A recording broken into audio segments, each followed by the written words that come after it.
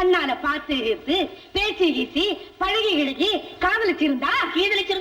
கீதலிச்சிருந்தா நம்ம காதலும் நிலைக்கும். இப்படி டெலிபோன்லயே காதலிச்சுக்குவோம். அத சொல்லு.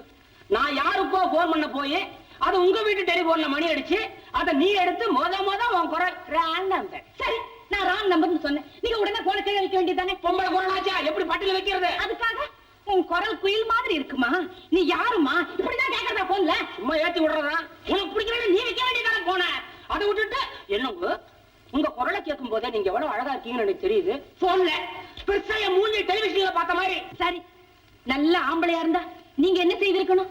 இத பாருமா, நீ நினைக்கிற மாதிரி அழகுக்கும் எனக்கும் எந்த விதமான சம்பந்தமும் இல்லைன்னு உண்மையை சொல்லி போன கீழே வைக்க வேண்டியதுதானே? நாளைக்கு சந்திப்போமா?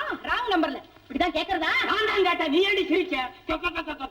பொம்பளை சிரிச்சா போச்சு. அன்னைக்கு சிரிச்சவதானே நான், அப்புறம் சிரிக்கலையே.